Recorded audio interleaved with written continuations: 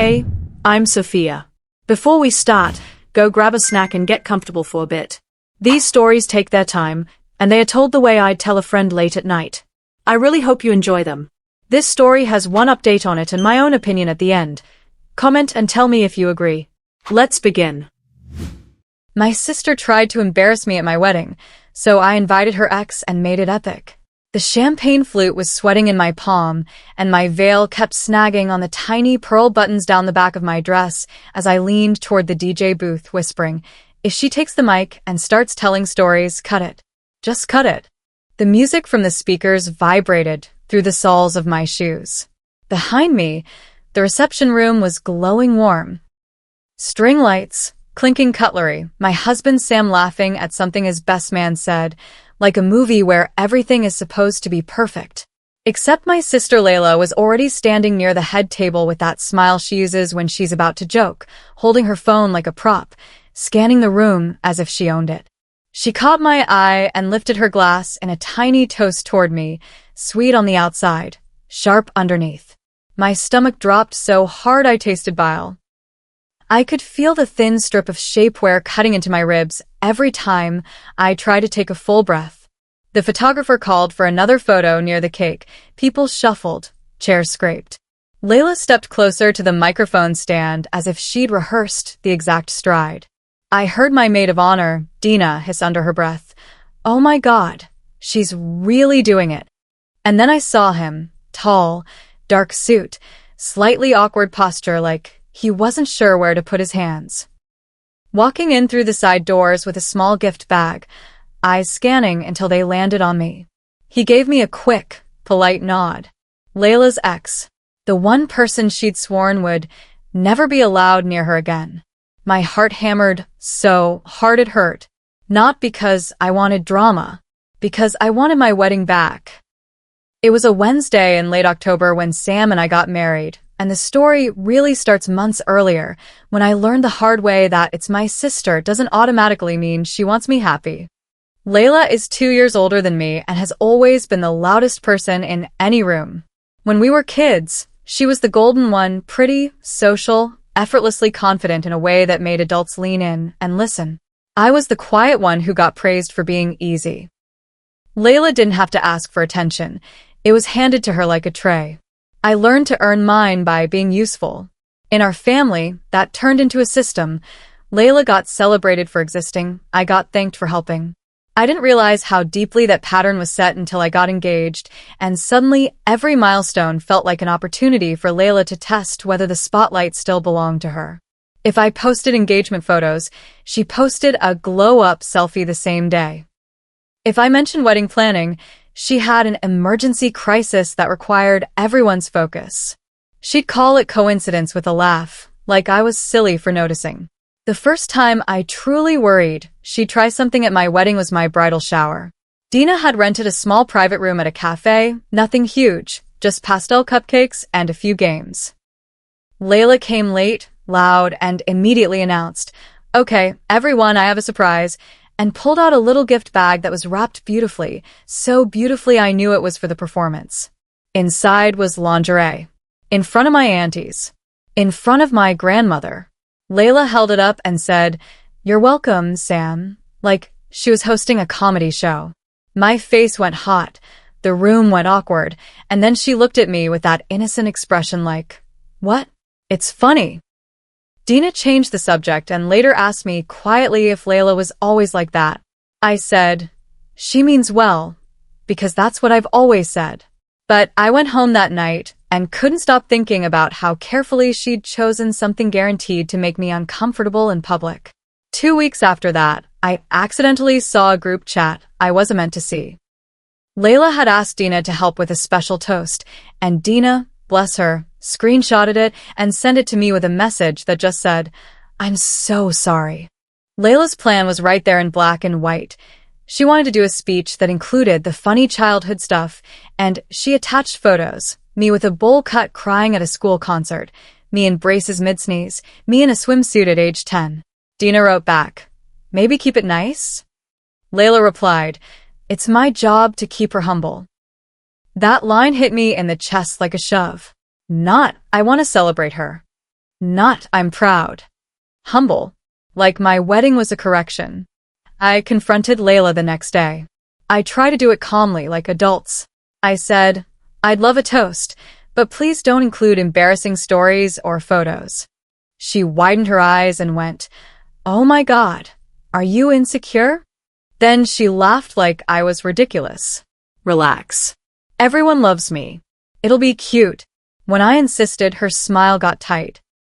So you don't trust me, she said. Wow. Then she called our mom and told her I was being bridezilla and controlling. My mom texted me, "Let her have her moment. She's your sister." My dad called and said, "Don't create problems right before the wedding." Somehow, the problem became my refusal to be humiliated. That's when I decided I needed a backup plan. Not to destroy Layla. Not to get revenge. I just wanted a safeguard, a way to keep her from using my wedding as her stage. Dina suggested we simply ban speeches, but Sam's family had planned a couple of short toasts, and I didn't want to punish everyone because my sister couldn't behave. Dina suggested assigning someone to stand near the DJ and cut the mic if needed. I did that too. But I wanted something else, something that would make Layla think twice before turning my reception into her comedy hour. And that's where her ex came in. His name is Ethan. Layla dated him for almost 3 years and broke up with him in the most theatrical way possible, publicly, at a friend's dinner, after flirting with someone else all night. She told everyone he was boring and holding her back. Ethan disappeared from our circles quietly, which is partly why Layla hated him. He didn't chase her, didn't beg, didn't prove she was irresistible. He just left. I ran into him months later because he started working with Sam's cousin. We'd had one of those awkward, polite conversations where you both pretend the past is neutral. Ethan was kind. He asked how I was, asked about Sam, congratulated me when he heard we were engaged. He didn't trash Layla. He didn't even hint. That restraint stuck with me. So I did something I never thought I'd do. I messaged Ethan and told him the truth. Not every detail, but enough. My sister might try to do something humiliating at the wedding, I wrote. I don't want drama. I just want a buffer. If you're comfortable, would you come as Sam's cousin's plus one? You'd be seated far away. You wouldn't have to talk to her. Your presence alone might stop her from making a scene. Ethan replied hours later. I don't want to be used to hurt anyone. Then another message. But I also don't want you to have a ruined day. If I come, it's because I support you and Sam, not to punish her. I stared at my phone for a long time, feeling equal parts relief and shame. I wrote back. That's fair. I want it classy. If it feels wrong, don't come. He came. Which brings me back to the reception, the microphone, my ribs being squeezed by my dress, and Layla stepping forward like she'd been waiting her whole life for this stage. Ethan had just walked in, and Layla's face did something tiny and ugly. Her smile froze for half a second, her eyes widened, then she recovered and lifted her chin like she hadn't been surprised at all. She leaned toward the mic. Hi, everyone, she said brightly. I'm Layla, the bride's sister. Dina's nails dug into my arm. Sam leaned toward me and whispered, You okay? I nodded even though my throat felt like it was closing. Layla continued, I just want to say I've known Nora her whole life, so I have some stories. She held up her phone like she was about to play a video. My DJ glanced at me, waiting. And that's where I'm going to pause the story midway, because this is the exact moment where everything could have gone two ways. Either I let Layla do what she came to do, or I finally stopped being the easy sister. Layla is the type of person who confuses charisma with entitlement. She's not evil in a dramatic, movie villain way. She's worse in a more realistic way. She genuinely believes other people's milestones are community property if she can make them entertaining. She's the it's just a joke person who only ever jokes in one direction. My parents have enabled her for so long they can't tell the difference between keeping the peace and sacrificing one child's dignity to protect the other child's ego. My mom will always default to she didn't mean it, because admitting Layla means it would mean admitting she let it happen for years. My dad hates conflict, but his version of avoiding conflict is letting the loudest person win. Sam is the calm anchor in this. He doesn't demand I tolerate bad behavior just because it comes from family. Dina is the MVP because she could have stayed neutral and instead chose honesty, even though it put her in Layla's crosshairs. And Ethan, I didn't invite him because I wanted a revenge fantasy. I invited him because Layla respects optics more than feelings, and Ethan's presence threatens her image. That's a depressing sentence to write, but it's true. The whole situation is messy because it's not about one speech. It's about a lifetime of me being expected to smile while I'm minimized. If Layla's embarrassed tonight, it's because she brought embarrassment with her and assumed it would only land on me. Update. Okay, I'm writing this the day after the wedding, still half numb, still smelling hairspray every time I move my head. I barely slept because my brain kept replaying the reception like a loop, and I keep oscillating between, I'm proud I stood up for myself, and I can't believe my own sister tried that. So here's what happened. Layla was mid-speech, phone in hand, and I could see the thumbnail of a video on her screen. Me at maybe 14, singing badly at a family barbecue while everyone laughed. She tilted the phone toward the crowd like she was about to share it. I stepped forward before I could talk myself out of it. My shoes sank slightly into the carpet. My hands were cold.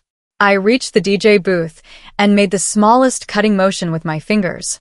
The DJ faded the mic down so smoothly most people didn't notice at first. Layla's mouth kept moving, but the room went quiet in that confused way people get when the sound disappears. A few guests laughed awkwardly, thinking it was a technical glitch. Layla tapped the mic. "Hello," she said, and her voice came out faint and warped through the speakers. She looked toward the DJ, brows furrowing. "Can we fix this?" Dina, bless her courage, stood up and clinked her glass loudly. "Quick toast to the couple," she said, smiling so wide it looked painful. People turned toward Dina because Dina is warm and disarming and doesn't look like she's starting a war.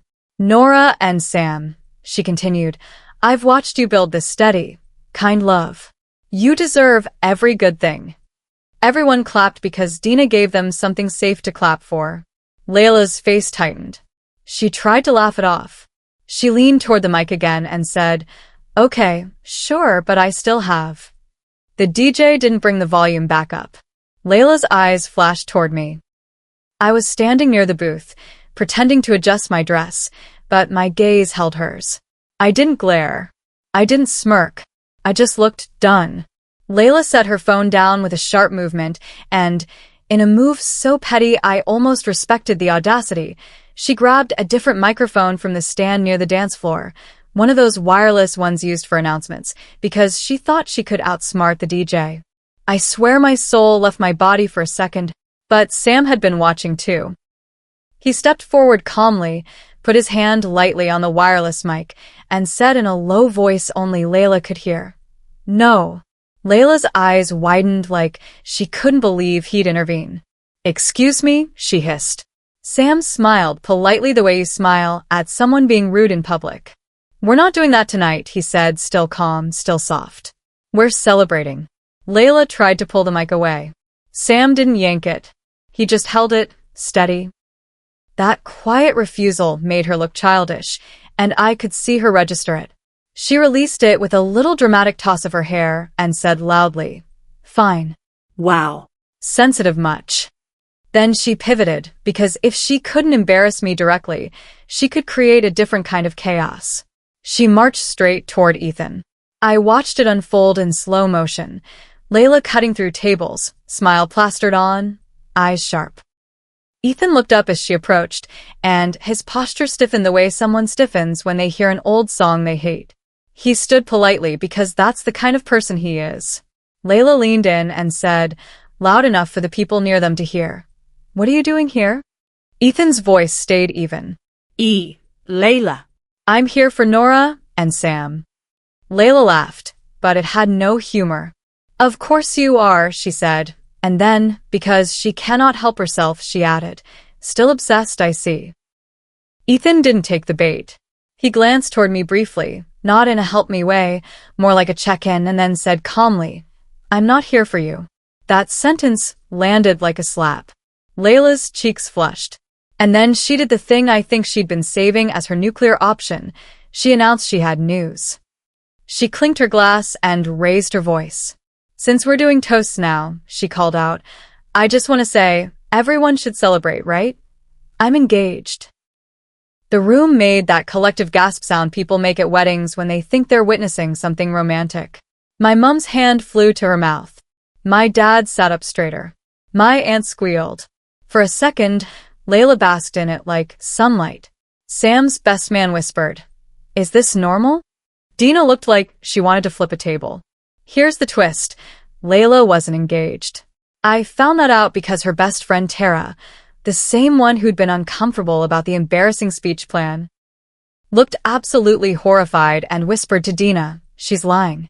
Apparently, Layla had recently been seeing some guy casually, and he'd told her he wasn't ready for anything serious. So Layla decided to announce an engagement anyway, at my wedding, because she wanted the room's attention and didn't care about consequences. Sam's cousin leaned toward Ethan and whispered something like, awkward, and Ethan just stood there, face unreadable.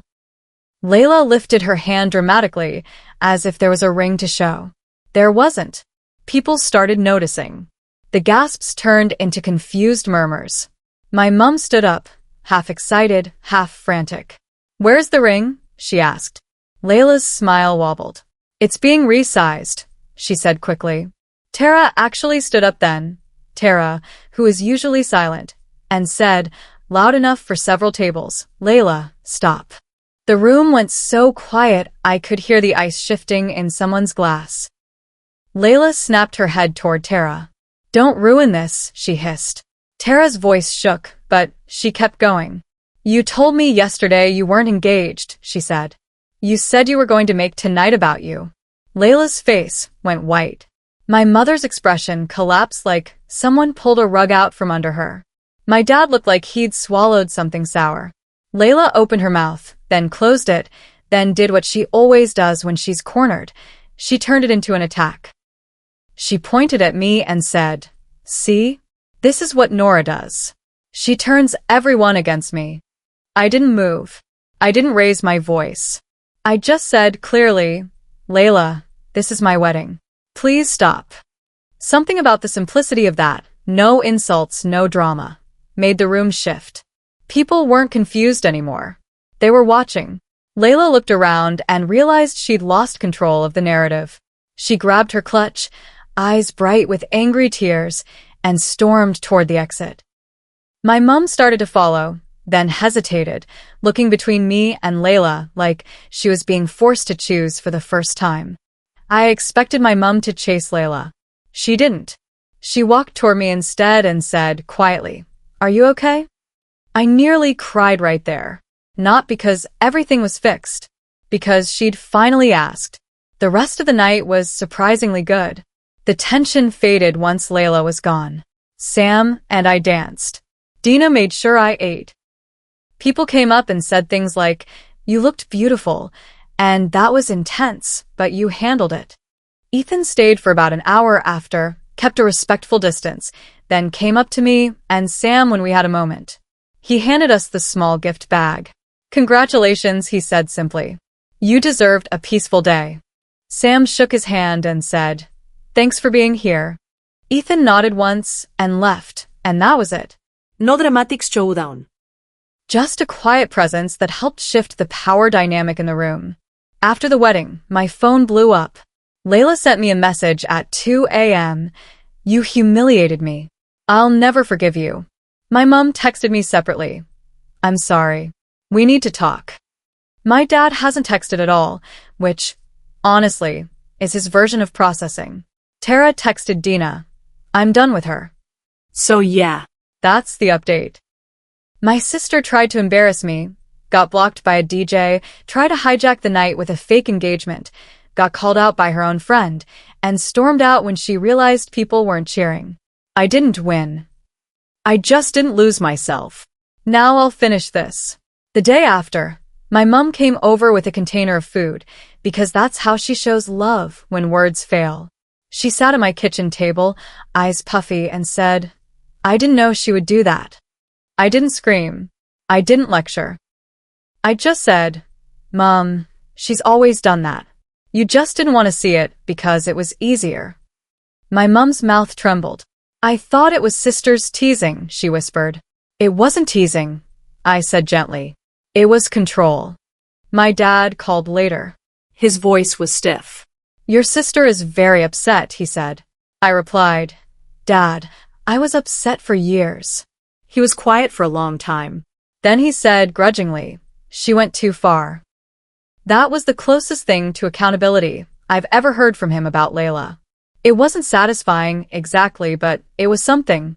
Layla hasn't spoken to me since. She's telling relatives that I invited Ethan to attack her.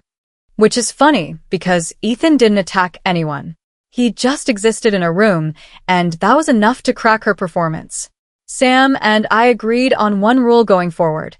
We're not hosting conversations where Layla is allowed to rewrite reality. If she wants a relationship, it has to include honesty and basic respect. If she wants an audience, she can find one elsewhere. And honestly, the epic part wasn't Ethan walking in like some dramatic revenge plot. The epic part was realizing I'm allowed to protect a happy moment. I'm allowed to say no. I'm allowed to be the sister who isn't easy anymore. Layla is the kind of person who could have everything and still panic if the room claps for someone else. She doesn't just want attention. She wants control of the story. That's why her jokes always involve someone else looking smaller. And when she couldn't embarrass me with photos, she escalated to the most unhinged option, a fake engagement announcement at my wedding. That's not impulsive chaos. That's calculated desperation. She deserves the exact consequences she got. A quiet room, confused stares, and the realization that her usual tricks don't work when people stop laughing politely. My parents are frustrating because they're not malicious. They're allergic to conflict and addicted to the fantasy that Layla is just emotional. My mom, especially, has spent years translating Layla's behavior into something softer, so she doesn't have to face the truth that one daughter gets protected while the other gets sacrificed for peace. My dad's silence is not neutral. Silence is a vote. Still, I'll give them this. My mom asking if I was okay instead of chasing Layla was a tiny, overdue shift, and my dad admitting she went too far is basically a miracle in our family language.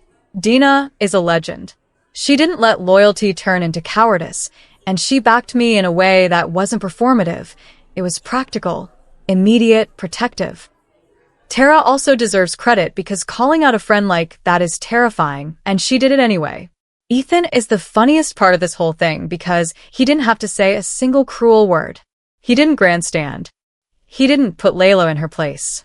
He just showed up with calm energy and boundaries, and Layla short-circuited because she couldn't control how he saw her anymore. That's the most realistic revenge there is. Not humiliation, not screaming, just a mirror she can't smash. And me?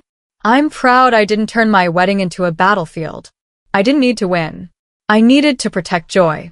If Layla wants to be forgiven, she can start by admitting she tried to turn my wedding into a stage for my embarrassment. Until then, she can sit with the silence she created.